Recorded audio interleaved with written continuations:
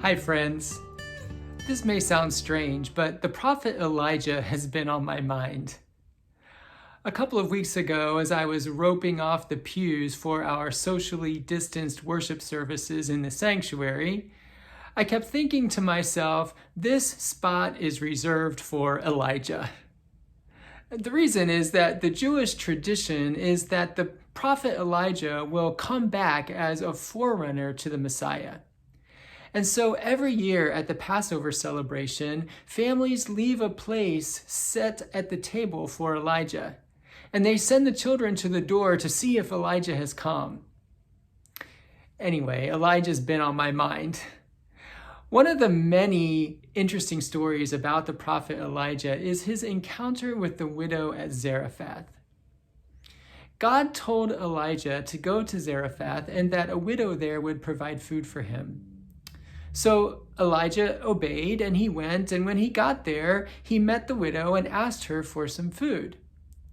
And she told him that she only had a handful of meal and a little bit of oil, and that she was gathering sticks to make a fire to prepare it for her and her son as their last meal before they starved to death. Elijah told her not to be afraid, that God would not allow the jar of meal or the jug of oil to go empty. So the widow obeyed, and she brought Elijah some food, and sure enough, throughout the drought, the meal and the oil lasted.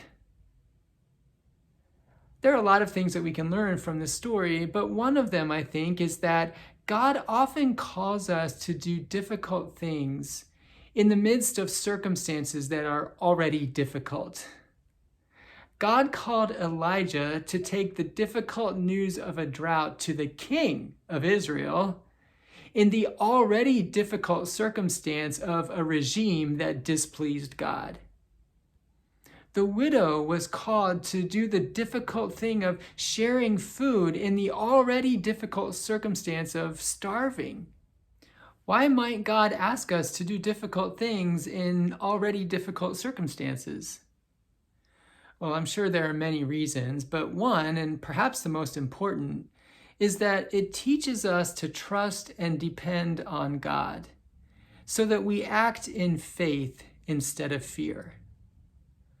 Oftentimes, when we are in the midst of a struggle or an illness or some other negative, difficult circumstance, it consumes so much of our attention that we forget that there's a wider world and a bigger God than the struggle that we're facing. When God calls us to do something difficult, when we're already in the midst of a difficulty, it helps to widen our view, and it pushes us to trust in a God that is bigger and more powerful than the circumstances that we're in. When Elijah obeyed God and did the difficult thing of going to Zarephath, he had to trust that God was bigger and more powerful than King Ahab and his army. When the widow did the difficult thing of sharing her food, she had to trust that God could provide even when she could not. When we do the difficult thing of sacrificially giving toward the needs of others, we have to trust that God's generosity is bigger than our bank account. When we do the difficult thing of taking time out of a hectic day to listen, really listen to someone who's lonely, we have to trust that the God who holds eternity also holds this day. When we show patience to our demanding children, or our demanding parents, or both, we have to trust that God's acceptance and peace will speak through our words and attitudes and actions.